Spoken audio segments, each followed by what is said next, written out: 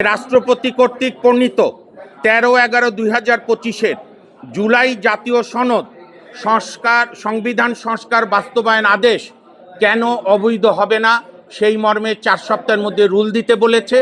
এবং আরও একটি গণভোট আদেশ, সেই গণভোট অর্ডিন্যান্স সেটাও কেন অবৈধ হবে না সেই মর্মে রুল জারি করতে বলেছে।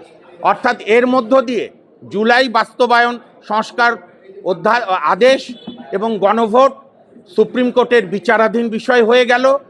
আমরা আশা করি ঈদের পরে কোর্ট খুললে এইটা চূড়ান্ত শুনানি হবে।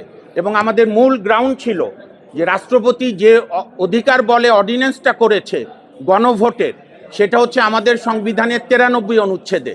সেখানে আছে রাষ্ট্রপতি এমন কোনো অর্ডিন্যান্স করতে পারবে না যে বিষয়বস্তু আমাদের সংবিধানে নাই। আমাদের বর্তমান সংবিধানে গণভোটের কোনো বিধান নাই। আর আরেকটা আমরা যে বেসিক রিজনটা বলেছি, কোর্ট প্রাইমা ফেসি কনসিডার করেছে যে 1972 সালের পর থেকে, সংবিধান গৃহীত হওয়ার পর থেকে প্রেসিডেন্ট অর্ডার বলে কোনো কিছু আমাদের রাষ্ট্রের সাংবিধানিক কাঠামোতে নেই।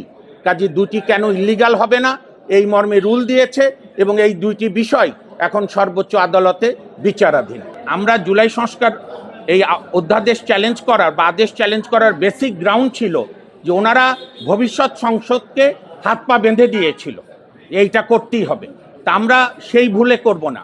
বাংলাদেশের মাননীয় প্রধানমন্ত্রী তার জাতির উদ্দেশ্যে ভাষণে বলেছিলেন, শেষ লাইন, যে দিন শেষে আইনের শাসনই হবে আমার সরকারের মূল কথা। আমরা বিশ্বাস করি যে বর্তমান সরকার এবং সংসদ রুল অফ ল প্রতিষ্ঠা করার জন্য যা যা প্রয়োজনীয় মনে করেন তারা করবেন। মেইন অধ্যাদেশটার উপরে রুল হলে, যদি আমরা রুলে ইনশাল্লাহ বিজয়ী হই, তখন তো শপথ টপথ সবই বাতিল হয়ে যাবে। মেইন অধ্যাদেশকে আমরা সহজ বাংলায় আমরা জুলাই সংস্কার শর্টকাটে আদেশ এবং গণভোট এই দুটির প্রপ্রাইটি চ্যালেঞ্জ করেছি।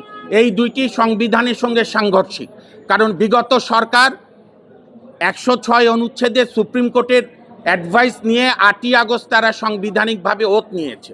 সো বাংলাদেশ সবসময় সাংবিধানিক শাসনের মধ্যে ছিল।